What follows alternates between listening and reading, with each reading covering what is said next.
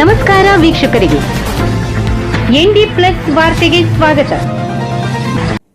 ರಾಸಾಯನಿಕ ತುಂಬಿದ ಟ್ಯಾಂಕರ್ ಸ್ಫೋಟ, ಭಾರೀ ಅಗ್ನಿ ಅವಘಡ, ಚಾಲಕನಿಗೆ ಗಂಭೀರ ಗಾಯ.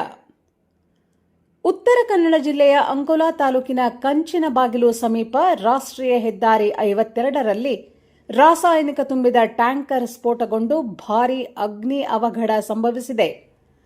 ಸ್ಫೋಟದ ಪರಿಣಾಮ ಟ್ಯಾಂಕರ್ ಸಂಪೂರ್ಣವಾಗಿ ಹೊತ್ತಿ ಉರಿಯುತ್ತಿದ್ದು, ಬೆಂಕಿಯ ತೀವ್ರತೆಯಿಂದಾಗಿ ಸ್ಥಳಕ್ಕೆ ಹತ್ತಿರ ಹೋಗಲು ಸಾಧ್ಯವಾಗದ ಪರಿಸ್ಥಿತಿ ನಿರ್ಮಾಣವಾಗಿತ್ತು.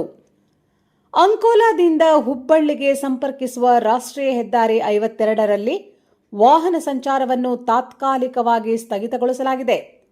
ಪ್ರಾಥಮಿಕ ಮಾಹಿತಿ ಪ್ರಕಾರ KA 48A2330 ನೋಂದಣಿ ಸಂಖ್ಯೆಯ ಟ್ಯಾಂಕರ್ ಪೆಟ್ರೋಲಿಯಂ ಉತ್ಪನ್ನ ಸಾಗಿಸುತ್ತಿತ್ತು. ಚಾಲಕನ ನಿಯಂತ್ರಣ ತಪ್ಪಿದ್ದರಿಂದ ಆ ಟ್ಯಾಂಕರ್ ಅಪಘಾತಕ್ಕೀಡಾಯಿತು. ಅಪಘಾತದ ವೇಳೆ ಅಗ್ನಿಸ್ಪರ್ಶವಾಗಿದ್ದು ಟ್ಯಾಂಕರ್ ಹೊತ್ತಿ ಉರಿಯಿತು. ಬಾಂಬ್ ಸಿಡಿದ ರೀತಿಯಲ್ಲಿ ದೊಡ್ಡ ಸ್ಫೋಟ ಸಂಭವಿಸಿದ್ದು, ಸುತ್ತಲಿನ ಜನ ಬೆಚ್ಚಿಬಿದ್ದರು. ಟ್ಯಾಂಕರ್ ಹೊತ್ತಿ ಉರಿಯುತ್ತಿದ್ದರೂ ಅಲ್ಲಿದ್ದ ಜನರಿಂದ ಸಮೀಪ ಹೋಗಲು ಸಾಧ್ಯವಾಗಲಿಲ್ಲ.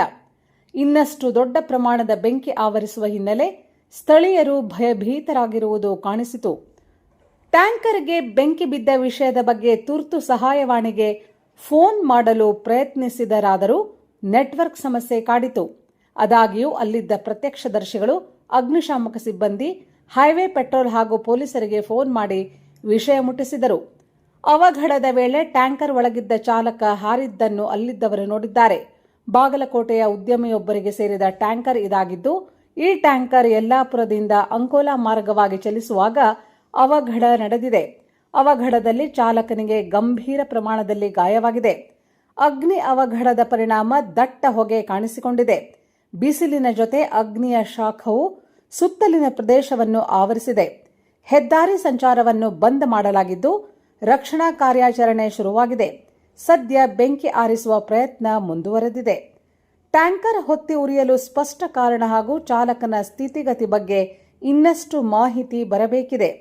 ಘಟನಾ ಸ್ಥಳಕ್ಕೆ ಅಂಕೋಲಾ ಪೊಲೀಸರು ಹಾಗೂ ಅಗ್ನಿಶಾಮಕ ಸಿಬ್ಬಂದಿ ದೌಡಾಯಿಸಿ ಬೆಂಕಿ ನಂದಿಸಲು ಹರಸಾಹಸ ಪಡುತ್ತಿದ್ದರು.